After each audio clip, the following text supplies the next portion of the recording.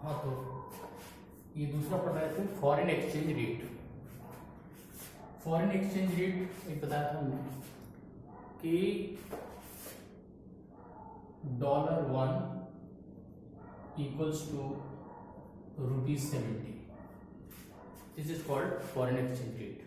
The rate at which currency of one country say to India is exchanged for the currency of other country. हम 70 रुपए के बदले $1 ले रहे हैं या $1 के बदले 70 रुपए दे रहे हैं, तो इसको कहते हैं फॉरेन एक्सचेंज रेट। तो it is the rate at which the currency of one country is exchange for the currency of other country. अब जो फॉरेन एक्सचेंज रेट है ये क्लियर हो गया होगा। फॉरेन एक्सचेंज रेट ये दो तरह का होता है। एक तो होता है फिक्स्ड एक्सचेंज रेट और दूसरा होता है फ्लेक्सिबल एक्सचेंज रेट। फ्लेक्सिबल का दूसरा नाम हो सकता है फ्लोटिंग एक्सचेंज रेट। एक ही बात है, फ्लेक्सिबल और फ्लोटिंग और फिक्स्ड एक्सचेंज रेट। देखो इसका नाम से ही फिक्स्ड, पहले हम इसको देखेंगे, इस पर फोकस करेंगे। फिक्स्ड एक्सचेंज रेट,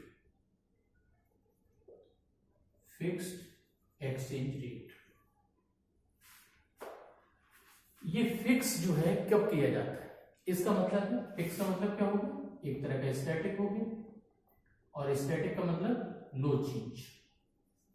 तो सीधी सी बात है, जिस रेट ऑफ एक्सचेंज में किसी तरह का कोई चेंज नहीं होता, किसी तरह का कोई चेंज नहीं होगा, दैट इज कॉल्ड क्या, फिक्स्ड एक्सचेंज रेट। ठीक है। तो when government does not permit to make any change in rate of exchange is called fixed exchange rate. Clear हो गया। तो फिक्स्ड एक्सचेंज रेट मतलब the rate of exchange which is fixed by central authority और monetary authority, government और RBI, is called fixed exchange rate. अब fix exchange rate कर दिया उसने, एक पर्टिकुलर ड्यूरेशन के लिए होता है, पर्टिकुलर ड्यूरेशन।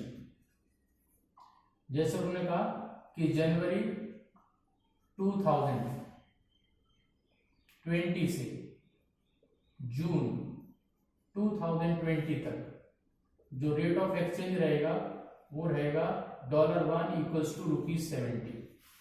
फिर इसमें किसी तरह का कोई चेंज नहीं हो सकता, क्योंकि गवर्नमेंट ने डिसीजन ले लिया कि 1 जनवरी से 20 जून तक, जून तक, 30 जून तक जो रेट ऑफ एक्सचेंज है वो ये डिसाइड किया गया है। अब ये सर्कुलेट हो जाएगा सब जगह। ठीक है। तो कोई भी कंट्री हमसे बिजनेस करना चाहता है, करे ना करे, कोई फॉरेनर्स इंडिया में विजिट करने आए ना आए, कोई हमारे यहाँ से चीज खरीदे, हमारे यहाँ के लोग बेचें ना बेचें, ये डिपेंड करता है उन पर, लेकिन रेट ऑफ एक्सचेंज में किसी तरह का कोई कॉम्प्रोमाइज नहीं किया जाएगा। That is called fixed exchange rate. अब इसमें क्या होता है, गवर्नमेंट एकदम से फिक्स्ड एक्सचेंज रेट नहीं हटाती है, धीरे धीरे इसे देती है परमिशन। अब परमिशन कैसी होगी, तो ये जो परमिशन होती है वो दो तरह की होती है। एक तो होती है वाइडर बैंड और एक होती है क्रॉलिंग पैक। तो ये देखिए क्रॉलिंग पैक सिस्टम, और एक होता है वाइडर बैंड। तो वाइडर बैंड और क्रॉलिंग पैक सिस्टम, जब गवर्नमेंट इसमें 1% की परमिशन देती है प्लस माइनस की, यानी चेंज होगा रेट ऑफ एक्सचेंज, कितना होगा 1%, मतलब अगर 70 रुपए है तो कितना होगा 70 पैसे का होगा। तो इसमें when government grants permission to change the rate of exchange up to 1% is called crawling peg system. और इसी को बढ़ा के अगर वो 10% तक की परमिशन दे देती तो दैट्स कॉल्ड वाइडर बैंड। दोनों चीजें क्लियर हो गई। The rate of exchange which is fixed by the government for the particular period of time is called fixed exchange rate. Crawling peg system, in this system the government grants permission to change the rate of exchange up to 1%. ठीक है। और same definition में government grant permission to change the rate of exchange up to 10% is called wider band. ठीक है, तो इसमें बिल्कुल permission नहीं देती है, फिक्स हो गया। 1% की परमिशन देती है, क्रॉलिंग पैक हो गया, और 10% की परमिशन देती है, that is called wider bands. ठीक है, अब एक तो हो गया हमारा कौन सा फिक्स। अब दूसरा आता है फ्लेक्सिबल। फ्लेक्सिबल एक्सचेंज रेट क्या होगा, फ्लेक्सिबल और फ्लोटिंग। तो इसमें जो रेट ऑफ एक्सचेंज है, रेट ऑफ एक्सचेंज, ठीक है, वो जो डिटरमाइन होगा, रेट ऑफ एक्सचेंज डिटरमाइन होगा, वो होगा ऑटोमेटिकली। ऑटोमेटिकल का मतलब समझते हो, through market forces. Market forces जो होती हैं, डिमांड एंड सप्लाई। ठीक है, जैसे किसी चीज की डिमांड बढ़ती है तो जानते हो उसका चीज महंगी हो जाती है, किसी चीज की सप्लाई बढ़ जाती है तो चीज सस्ती हो जाती है। तो डिमांड ऐसे इसमें होता है, इंटरनेशनल मार्केट में हमारी करेंसी की डिमांड बढ़ेगी तो हो सकता है करेंसी का प्राइस बढ़ जाए, और अगर डिमांड कम हो गई तो हमारी सप्लाई ज्यादा हो गई तो हमें करेंसी का प्राइस ऑटोमेटिकली कम हो जाता है। तो इंटरनेशनल मार्केट में खुद से डिमांड और सप्लाई के बेस पर जब रेट ऑफ एक्सचेंज डिसाइड होता है, रेट ऑफ एक्सचेंज, तो दैट इज कॉल्ड क्या, फ्लेक्सिबल और फ्लोटिंग एक्सचेंज रेट। तो when rate of exchange is determined on the basis of market forces, that is demand and supply, is called floating exchange rate। ठीक है, तो ये clear हो गया फिक्स और फ्लोटिंग। अब इसमें एक टर्म आता है डर्टी फ्लोटिंग या मैनेज फ्लोटिंग। तो देखो इसमें ये वाला ले लें पहले, डर्टी फ्लोटिंग और मैनेज फ्लोटिंग। डर्टी फ्लोटिंग और मैनेज फ्लोटिंग। तो डर्टी फ्लोटिंग, फ्लोटिंग का मतलब समझते हो, जो रेट ऑफ एक्सचेंज मार्केट के हिसाब से डिसाइड होता है, मार्केट फोर्सेस के हिसाब से डिसाइड होता है, वो तो फ्लोटिंग हो गया। लेकिन उस फ्लोटिंग एक्सचेंज रेट में गवर्नमेंट जानबूझ के, आरबीआई जानबूझ के इंटरफियर करे और रेट ऑफ एक्सचेंज को चेंज कर दे, तो वो हो जाता है डर्टी फ्लोटिंग या मैनेज फ्लोटिंग। तो when rate of exchange is determined through market forces is called floating exchange rate, or when floating exchange rate is influenced by the interference of government is called floating or dirty floating or managed floating exchange rate, या managed floating कहते हैं उसको, dirty floating कहते हैं। Clear हो गया सबको। अब आता है इसमें, इतनी सी बात समझ लोगे तो बहुत चीजें क्लियर हो जाएंगी। एक होता है इसमें एप्रिसिएशन और एक होता है इसमें डेप्रिसिएशन। एप्रिसिएशन का मतलब होता है कोई भी करेंसी वैल्यू हो, किसी भी करेंसी की वैल्यू अगर वो राइज हो जाती है वो तो हो गया एप्रिसिएशन, और उसी करेंसी वैल्यू, ठीक है, किसी की करेंसी वैल्यू अगर वो डिक्रीज हो जाती है तो क्या कहेंगे, डेप्रिसिएशन। तो मार्केट फोर्सेस की वजह से जब कभी करेंसी की वैल्यू बढ़ जाती है तो एप्रिसिएशन, और उसी करेंसी की वैल्यू कम हो जाती है तो डेप्रिसिएशन।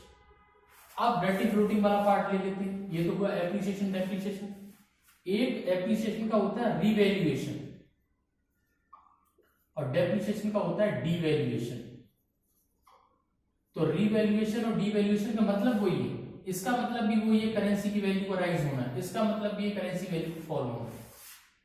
जो डेप्रिसिएशन का मीनिंग है वो डीवैल्यूएशन का है, जो एप्रिसिएशन का है वो रिवैल्यूएशन का है। लेकिन एक इसमें टेक्निकल फर्क है, वो ये है कि जब गवर्नमेंट जानबूझ के इंटरफियर करती है या गवर्नमेंट के एफर्ट से, गवर्नमेंट के इंटरफियरेंस से जब करेंसी की वैल्यू बढ़ जाती है तो एप्रिसिएशन बन गया, और गवर्नमेंट या आरबीआई के इन्फ्लुएंस से जब उसकी वैल्यू कम हो जाती है रेट ऑफ एक्सचेंज की, दैट इज कॉल्ड डीवैल्यूएशन।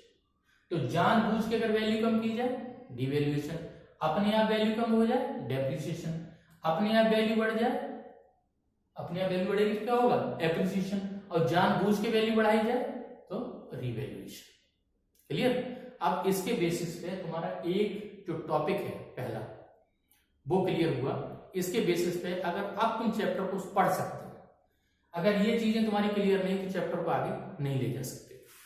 अब इसमें एक चीज है वो मैं थोड़ा और बता दूं, तुम्हें टर्म परेशान करेंगे, वो ये है जैसे फॉरेन एक्सचेंज पढ़ा आपने, ये तो मेन टॉपिक हो गया आपका फॉरेन एक्सचेंज। अब इसमें आता है foreign exchange market. Foreign exchange market, तो मार्केट तो जानते हो जहाँ चीजें खरीदी बेची जाती है वो चीज मार्केट हो गई, जहां एक देश की करेंसी दूसरे देश की करेंसी के साथ एक्सचेंज हो गई वो फॉरेन एक्सचेंज मार्केट हो गई। तो the place where the currencies of different countries are exchange और सोल्ड और purchase is called foreign exchange market. Market दो तरह का होता है, एक तो होता है स्पॉट मार्केट और एक होता है फॉरवर्ड मार्केट। पहले मार्केट क्या है, फिर स्पॉट मार्केट, फिर फॉरवर्ड मार्केट। अभी हमने पैसा दिया, अभी डॉलर ले लिया, किसी अमेरिकन ने अभी डॉलर दिया और हमारे कंट्री से पैसा ले लिया, जो तुरंत सेटलमेंट होता है that is called spot market. और मान लो अगर हमें नेक्स्ट मंथ में या जून में अमेरिका घूमने जाना है, इंग्लैंड घूमने जाना है, तो अभी से हमने डॉलर बुक करा दिया, तो जिस रेट पे आज डॉलर बुक कराया है, जैसे आज का रेट है $1 इक्वल्स टू ₹70, अब चाहे वो 75 हो जाए चाहे वो 65 हो जाए, लेकिन तुम्हें पेमेंट किसमें मिलेगा, $1 इक्वल्स टू ₹70 के रेट ऑफ एक्सचेंज में। तो जिन लोगों को डर लगता है कि करेंसी की वैल्यू कहीं ऐसा ना हो बढ़ जाए, तो हम अभी से बुक करा देते हैं तो हमें इसी रेट पे मिलेगा। तो जो फ्यूचर ट्रांजेक्शन्स को डील करता है that is called the forward market, और जो करंट ट्रांजेक्शन को डील करता है that is called spot market. It is the market that deals with current transactions और it is the market which deals with future transactions but at current exchange rate. ठीक है, इतना काफी।